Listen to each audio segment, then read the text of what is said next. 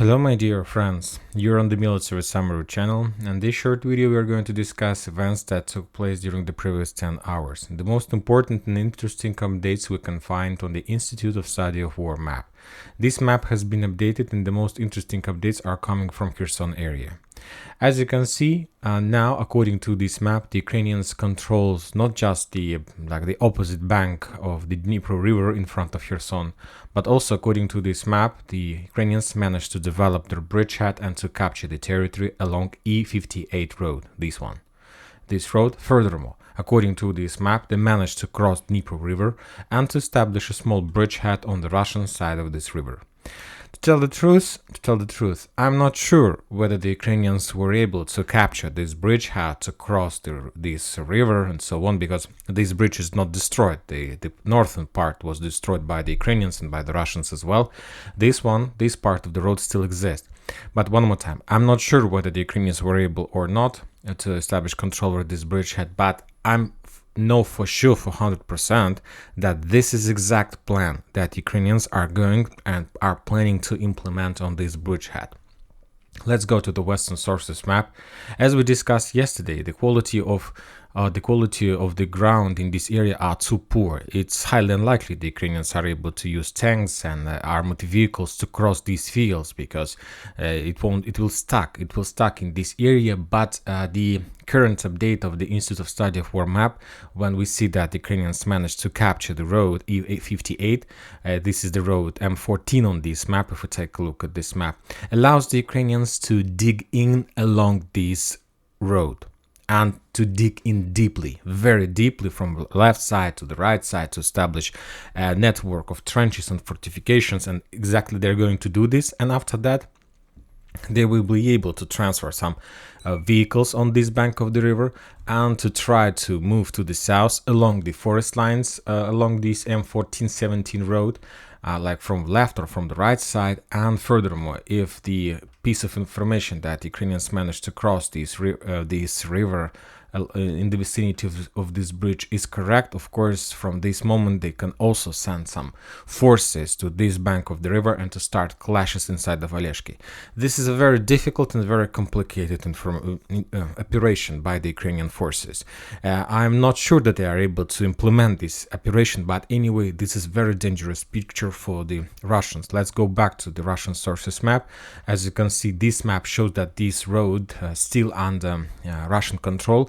But just take a look at the level of forest lines in this area, the village, this very big road. So believe me, the Ukrainians know how to dig in, they know how to create their positions, and believe me, I won't be surprised if in the next few months, as we discussed, the Ukrainians are able to dig in deeply right to the Russian positions that located on their side of Dnipro river.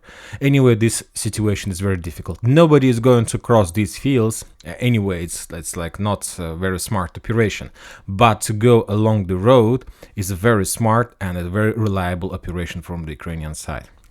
Now let's go further. The Russian sources reported that during the previous night, the Ukrainians made another surface drone attack in direction of Sevastopol.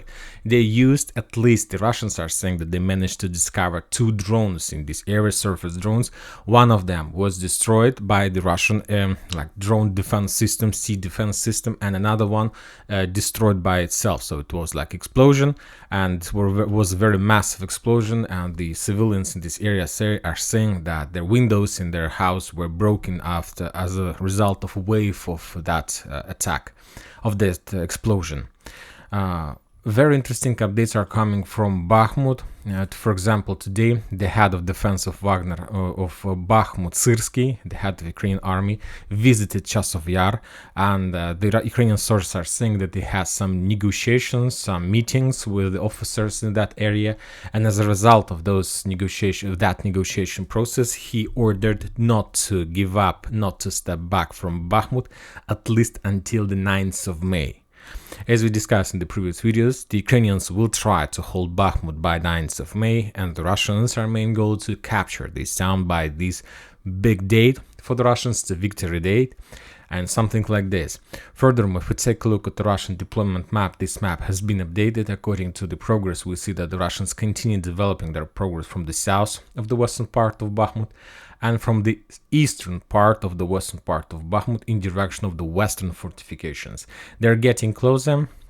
They captured the entire residential area in the central part of the western Bakhmut, eastern we can say, and there is like a lot of high buildings. The Russians now do have a very powerful bridgehead in this area, but the Ukrainians still controls the western fortifications, and this is a very tough nut to crack.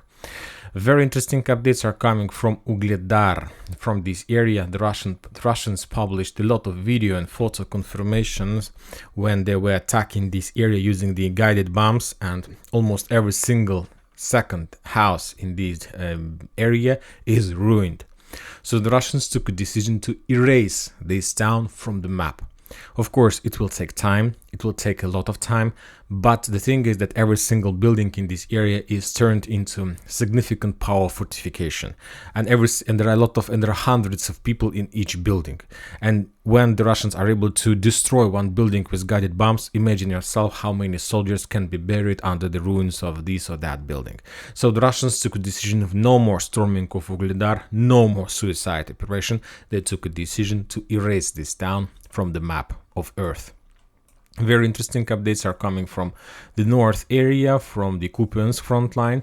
As we discussed, the Russians increased the intensifying actions in this area. They are saying that as a result of clashes during the previous night, they managed to spot at least 4 commandos groups. They managed to break at least 5 rotation processes in this area, and as a result of these clashes, the Ukraine lost 30 soldiers and 1 Raider INTPQ-50. And that's it for this short update. Military Summary channel reminds you to condemn any violence in Ukraine. Thank you for your watching. Subscribe to my channel, put your likes, join my Patreon, and have a good day. Bye bye.